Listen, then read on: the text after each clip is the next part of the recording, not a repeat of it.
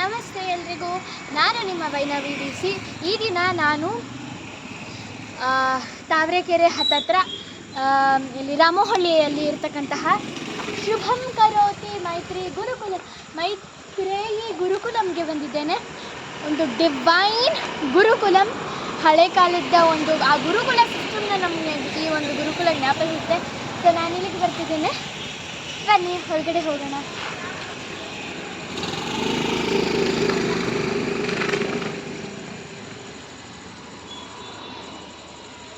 ನಾನು ಇಲ್ಲಿಗೆ ಏನಕ್ಕೆ ಬಂದಿದ್ದೀನಿ ಅನ್ನುವಂಥ ಒಂದು ಮಾತನ್ನು ಹೇಳ್ತೇನೆ. ಇಲ್ಲಿ ಇದು ಒಂದು ಶುಭಂ ಕರೋತಿ ಗುರುಕುಲ, ಬರೀ ಹೆಣ್ಣು ಮಕ್ಕಳು ಗುರುಕುಲ. ಇಲ್ಲಿ ಯಾವ ಮಕ್ಕಳು SSLC ಮತ್ತು PUCನಲ್ಲಿ ಜಾಸ್ತಿ ಸ್ಕೋರ್ ಮಾಡಿರ್ತಾರ ಅವ್ರಿಗೆ ಪ್ರತಿಭಾ ಪುರಸ್ಕಾರವನ್ನು ಹಮ್ಮಿಕೊಂಡಿದ್ರು. ಇಲ್ಲೇ ಈ ಒಂದು ಕಾರ್ಯಕ್ರಮಕ್ಕೆ ನಾನು ಭಾಗವಹಿಸಿದ್ದೆ.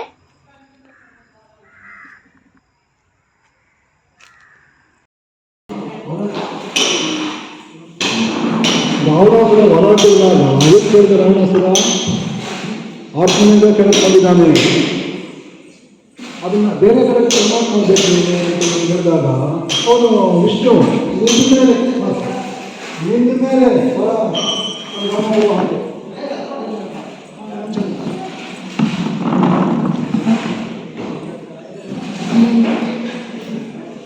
ನಿಂದ ಮೇಲೆ ಗಮನ ಬರೋ ಆಗ ವಿಶ್ವ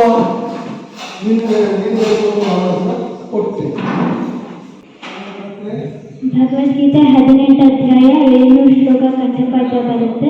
ಮತ್ತು ಸ್ತೋತ್ರಗಳು, ದೇವನಾಮ, ವಿಷ್ಣು ಸಹಸ್ರನಾಮ, ಲಲಿತಾ ಸಹಸ್ರನಾಮ ಇವೆಲ್ಲವೂ ನನಗೆ ಕಂಠಪಾಠ ಆಗಿದೆ. ಸ್ತೋತ್ರಗಳು, ದೇವನಾಮ, ಅಷ್ಟಕಗಳು ಇವನ್ನೆಲ್ಲ ನಾನು ಕಂಠಪಾಠ ಮಾಡಿದ್ದೀನಿ.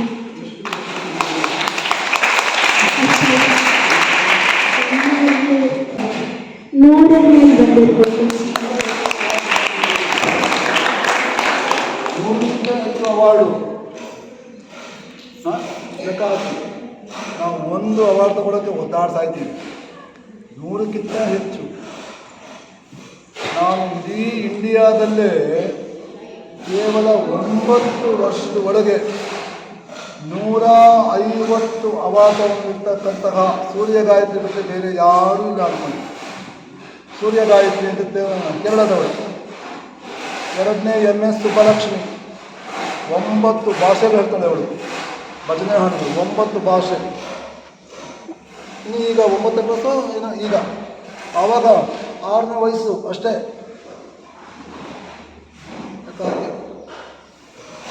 ಹಾಗೆ ಹೆಣ್ಣು ಮಕ್ಕಳು ಏನು ಬೇಕಾದ್ರೂ ಸಾಧಿಸ್ಬೋದು. ಅದಕ್ಕೆ ಎಕ್ಸಾಂಪಲ್ ಹೇಳಬೇಕು ಅಂದರೆ ನಮ್ಮ ಹರಿ ಓಂ. ಜೈ ಶ್ರೀರಾಮ್, ಜೈ ಶ್ರೀಕೃಷ್ಣ. ಶ್ರೀ ಗಣೇಶ ಶಾರದಾ ಗುರುಭ್ಯೋ ನಮಃ. ಎಲ್ಲರಿಗೂ ವೈನವಿ DC ನಮಸ್ಕಾರಗಳು. ಈ ದಿನ ರಾಮೋಹಳ್ಳಿ ಹತ್ತಿರ ಇರತಕ್ಕಂಥ ಈ ಶುಭಂ ಕರೋತಿ ಗುರುಕುಲದಲ್ಲಿ ಗುರುಗಳು ಕೂಡ ಬಂದಿದ್ದಾರೆ. ಅವರ ಪ್ರವಚನವನ್ನ ತಾವೆಲ್ಲರೂ ಇವಾಗ ಕೇಳಿದ್ರಿ. ತುಂಬ ಹೊಸ ವಿಷಯಗಳನ್ನ ತಿಳ್ಕೊಂಡ್ರಿ ಅಂತ ಹೇಳ್ಬೋದು. ನಾನು ಕೂಡ ತಿಳ್ಕೊಂಡೆ.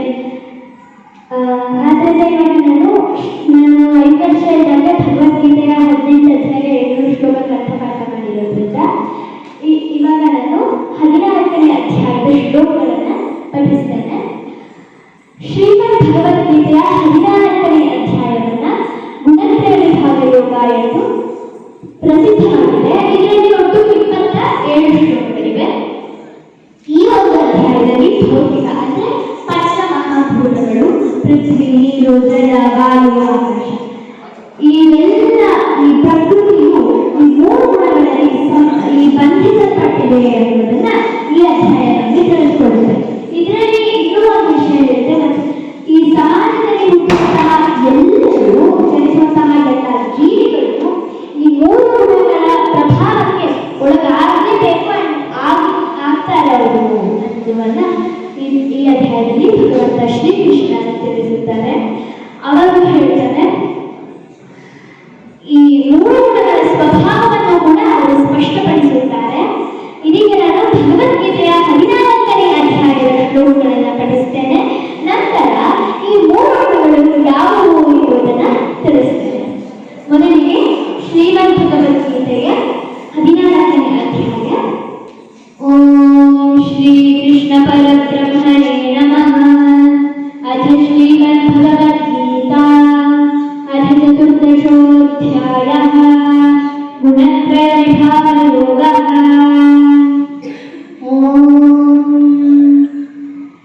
श्रीभगवानुवाच परं भूयं प्रवक्ष्यामि ज्ञानानां ज्ञानमुत्तमं यज्ञात्वा मुनयः सर्वे परां सिद्धिं गताः इदं ज्ञानमुपाश्रित्य मम साधर्म्यमागताः सर्गेऽपि नोपजायन्ते प्रलयेन व्यवस्थिता मम योनिर्महद् ब्रह्म तस्मिन् गर्भं ददाम्यहं सम्भवः सर्वभूतानां ततो भवति भारत सर्वयोनिषु कौन्तेय मूर्तयः सम्भवन्ति याः तासां ब्रह्ममहद्योनिः अहं बीजं प्रदर्पिता सत्त्वं रजस्तम इति गुणाः प्रकृतिसम्भवाः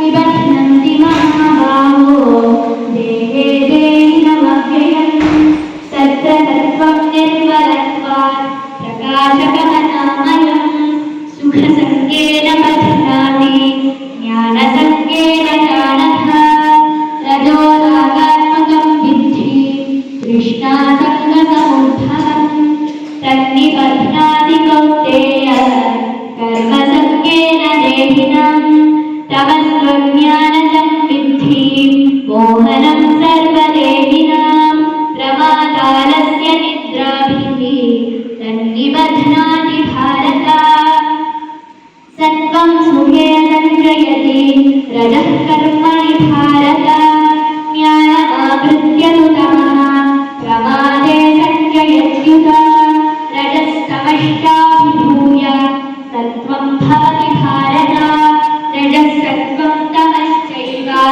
तमः सत्त्वं रजस्तथा सर्वद्वारेषु देहेऽस्मिन् प्रकाशमुपजायते ज्ञानं यदा तदा विद्यात् विवृद्धं सत्त्वमित्युता लोभः प्रवृत्तिरारम्भः कर्मणामशमस्पृहा रजस्येतानि जायन्ते विवृद्धे भरतर्षभा अप्रकाशो प्रवृत्तिश्च प्रमादो मोह एव च तमस्येतानि जायन्ते विवृद्धे कुरुनन्दन यदा सत्त्वे प्रवृद्धे तु प्रलयं याति देहभृत् तदोत्तमविदां योगान् अमलात् प्रतिपद्यते रजसि प्रलयं गत्वा कर्मसङ्गिषु जायते तथा प्रलीनस्थमसि मूढयोनिषु जायते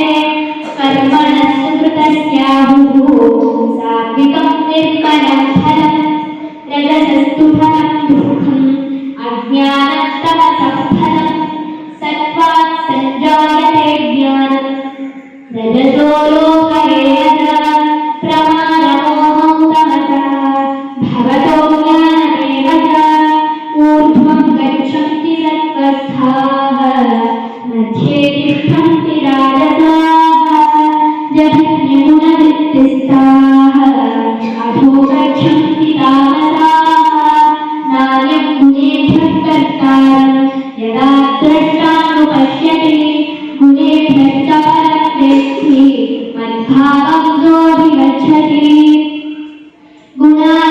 गुणानेतानतीत्यत्रि देही देहसमुद्भवान् जन्ममृत्युजरा दुःखैः विमुक्तो कृतमश्नुते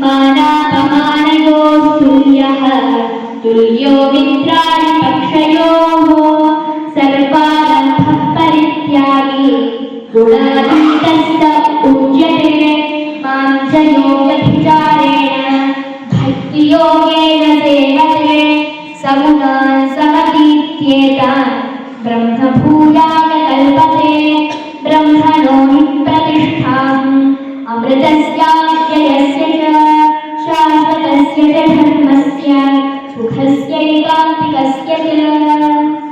ॐ तत्सदिति श्रीमद्भगवद्गीतासु उपनिषत्सु ब्रह्मविद्यायां योगशास्त्रे श्रीकृष्णार्जुनसंवादे गुणत्रयविभागयोगो नाम चतुर्दशोऽध्यायः। ಈಗ ನಾನು ಪಠಿಸಿದ ಶ್ಲೋಕಗಳ ಅಧ್ಯಾಯ ಮತ್ತು ಭಾವಾರ್ಥ. ಇದರಲ್ಲಿ ನಾನು ಆ 3 ಗುಣಗಳು ಯಾವುವು ಎಂಬುದರ ಬಗ್ಗೆ ನಾನು ತಿಳಿಸ್ತೇನೆ. 3 ಗುಣಗಳು ಕೆಲವರಿಗೆ ತಿಳಿದಿದೆ ಅಂತ ಅನ್ಕೋತೀನಿ. ಸತ್ವಗುಣ, ರಜೋಗುಣ, ತಮೋಗುಣ. ಸತ್ವಗುಣ ಅಂದ್ರೆ ಬೆಳಗಿನ ಸುಖದ ವಿಚಾರ ರೂಪ, white in colour, that is purity, ಅಂದ್ರೆ ಬಿಳಿ ಬಣ್ಣ. ರಜೋಗುಣ ಎಂದರೆ ಪ್ರೀತಿ, ಬಯಕೆ, ಅಹಂಕಾರ, ಕ್ರಿಯಾಶೀಲದ ರೂಪ, red in colour, that is ಅಂದ್ರೆ ಅದು ಕೆಂಪು ಗುಣದ ರೂಪ. ತಮೋಗುಣ ಎಂದರೆ ಅಜ್ಞಾನ, ತಪ್ಪು ತಿಳುವಳಿಕೆ, ಆಲಸ್ಯದ ರೂಪ, ಬ್ಲ್ಯಾಕ್ ಇನ್ ಕಲರ್, ಕಪ್ಪು ಬಣ್ಣ. ಈ ಎಲ್ಲ 3 ಗುಣಗಳಲ್ಲಿ ಒಂದು ಶಕ್ತವಾದ ಗುಣ ಆತ್ಮವನ್ನು ಕಟ್ಟಿ ಹಾಕುತ್ತದೆ, ಅದು ತಮೋಗುಣ. ಈ ಎಲ್ಲದರಲ್ಲಿಯೂ 3 ಗುಣಗಳಿದ್ದರೂ ಅದರಲ್ಲಿ ಒಂದು ಗುಣ ಮಾತ್ರ ಮೇಲುಗೈ ಸಾಧಿಸುತ್ತದೆ, ಅದು ಸತ್ವಗುಣ. ಸತ್ವಗುಣ ಹೊಂದಿರುವವರು ಮೋಕ್ಷವನ್ನು ಹೊಂದುತ್ತಾರೆ. ರಜೋಗುಣ ಹೊಂದಿರುವವರು ಮತ್ತೆ ಪುನರ್ಜನ್ಮವನ್ನು ತಾಳುತ್ತಾರೆ. ತಮೋಗುಣ ಹೊಂದಿರುವವರು ಕೆಳಮಟ್ಟದ ಜನ್ಮವನ್ನು ತಾಳುತ್ತಾರೆ ಎಂದು ಈ ಅಧ್ಯಾಯದಲ್ಲಿ ಶ್ರೀ ಭಗವಾನ್ ಕೃಷ್ಣ ಪರಮಾತ್ಮರು ಚತುರ್ದಶೋಧ್ಯಾಯ ಗುಣತ್ರಯ ವಿಭಾಗ ಯೋಗ ಅಂದರೆ 14ನೇ ಅಧ್ಯಾಯದಲ್ಲಿ ವಿವರಿಸುತ್ತಾರೆ. ಎಲ್ಲರಿಗೂ ಧನ್ಯವಾದಗಳು. ಸರ್ವಂ ಶ್ರೀಕೃಷ್ಣಾರ್ಪಣಮಸ್ತು. ನಾನು ನನ್ನ ಸೆಲ್ಫ್ ಇಂಟ್ರಡಕ್ಷನ್ ಅಂದರೆ ನನ್ನ ಬಗ್ಗೆ ಹೇಳ್ಕೋಬೇಕು ಅಂದಾಗ ನಾನು ಮೊದಲೇ ಹೇಳಿದಾಗ ನಾನು 5 ವರ್ಷ ಇದ್ದಾಗ ಭಗವದ್ಗೀತೆಯ 18 ಅಧ್ಯಾಯಗಳ 700 ಶ್ಲೋಕಗಳನ್ನ ಪಾಠ ಮಾಡಿದ್ದೇನೆ. ಮತ್ತು ಅದರಲ್ಲೇ 5 ನಿಮಿಷದಲ್ಲಿ 60 ಶ್ಲೋಕಗಳನ್ನು ಹೇಳಿ ಇಂಡಿಯಾ ಬುಕ್ ಆಫ್ ರೆಕಾರ್ಡ್ಸ್ ಮತ್ತು ಏಷ್ಯಾ ಬುಕ್ ಆಫ್ ರೆಕಾರ್ಡ್ಸ್ನಲ್ಲಿ ಗ್ರ್ಯಾಂಡ್ ಮಾಸ್ಟರ್ ಟೈಟಲ್ ಮತ್ತು ವರ್ಲ್ಡ್ ವೈಡ್ ಬುಕ್ ಆಫ್ ರೆಕಾರ್ಡ್ನಲ್ಲಿ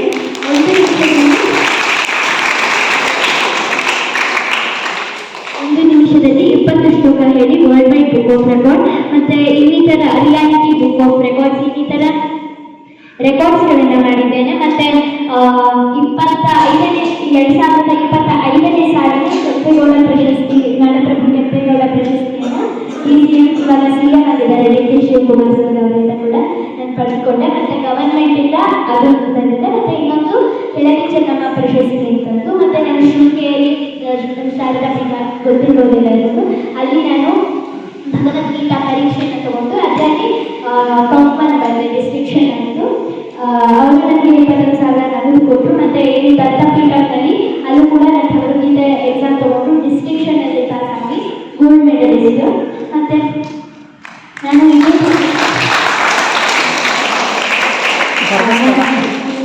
ಗುರುಕುಲಕ್ಕೆ ಬಂದು ಮೊದಲನೇದಾಗಿ ನಾನು ಭಗವದ್ಗೀತೆಯನ್ನು ಹೇಳಿದ್ರೆ ಗುರುಕುಲಕ್ಕೆ ಬಂದು ಹೇಳ್ತಿರೋದು. ನಾನು ಶಾಲೆಗಳಲ್ಲಿ ಹೇಳಿದ್ದೀನಿ, ಮತ್ತು ಮಠಮಾನ್ಯಗಳಲ್ಲಿ ಹೇಳಿದ್ದೀನಿ. ಆದಿಚುಂಚನಗಿರಿ ಮಠ ಇರ್ಬೋದು, ಶೃಂಗೇರಿ ಶಾರದಾ ಪೀಠ ಮಠ ಇರ್ಬೋದು, ಇನ್ನಿತರ ಮಠಗಳಲ್ಲಿ, ಮತ್ತು ರಾಮಕೃಷ್ಣ ಮಿಷನದಲ್ಲಿ ಸೇವಾ ಟ್ರಸ್ಟ್ನಲ್ಲಿ ನಾನು ಕೂಡ ಅಲ್ಲಿ ಕೂಡ ಹೇಳ್ಬೋದು ಭಗವದ್ಗೀತೆಯನ್ನು ಹೇಳಿದ್ದೀನಿ.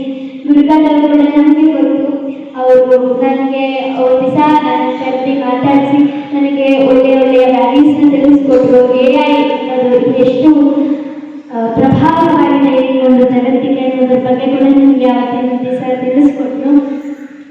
ಮತ್ತು ಈ ಥರನೇ ನಾನು ಅರೇಶಂಕರ ಮಠದಲ್ಲಿ ಮತ್ತು ಧರ್ಮಸ್ಥಳದಲ್ಲಿ ಕೂಡ ನಾನು ವೀರೇಂದ್ರ ಹೆಗ್ಡೆ ಅವರ ಮುಂದೆ ನಾನು ಭಗವದ್ಗೀತಾ ಪಾಠವನ್ನು ಮಾಡಿದ್ದೆ. ಅವರು ನನಗೆ ಬೆಳ್ಳಿದೊಂದು $1 ಕೊಟ್ಟಿದ್ರು. ನಾನು ಇಲ್ಲಿ ಉಪಸ್ಥಿತರಿರ್ತಕ್ಕಂಥ ಎಲ್ಲ ವಿದ್ಯಾರ್ಥಿಗಳಿಗೂ ನಾನು ಧನ್ಯವಾದ ಹೇಳಲಿಕ್ಕೆ ಇಷ್ಟಪಡ್ತೀನಿ. ಮತ್ತು ಪ್ರತಿಭಾ ಪುರಸ್ಕಾರವನ್ನು ಸ್ವೀಕರಿಸ್ತಾ ಇರ್ತಕ್ಕಂತಹ ಎಲ್ಲರಿಗೂ ನಾನು ಅಭಿನಂದನೆಗಳನ್ನು ತಿಳಿಸ್ತೇನೆ. ಮತ್ತು ನನ್ನ ಗುರುಗಳಿಗೆ ಮತ್ತೊಮ್ಮೆ ಧನ್ಯವಾದಗಳನ್ನು ತಿಳಿಸ್ತೇನೆ. ನಾನು ಇಲ್ಲಿ ಬಂದು ಭಗವದ್ಗೀತಾ ಪಠಣ ಮಾಡೋಕ್ಕೆ ಅವರು ನನ್ನ ಕಾರಣ ಆಗ್ಬೋದು. ಮತ್ತು ಈ ಕಾರ್ಯಕ್ರಮ ಆಗ್ತಿರುವಂಥದ್ದು ಸರ್ ಅವರಿಂದ ಅವ್ರಿಗೂ ಕೂಡ ನಾನು ಧನ್ಯವಾದ ಹೇಳ್ತೇನೆ. ಮತ್ತು ಎಲ್ಲ ಟೀಚರ್ಸ್ ಇದ್ದಾರೆ, ಇವರು ಎಲ್ಲರಿಗೂ. ಮತ್ತು ನನ್ನ ಪೇರೆಂಟ್ಸ್ ಕೂಡ ಥ್ಯಾಂಕ್ಸ್ ಹೇಳ್ತೀನಿ. ಅವರು ನನ್ನ ಇಲ್ಲಿವರೆಗೂ ಕರ್ಕೊಂಡು ಆ್ಯಕ್ಚುಲಿ ರಾಜಾಜಿನಗರ ಹತ್ರ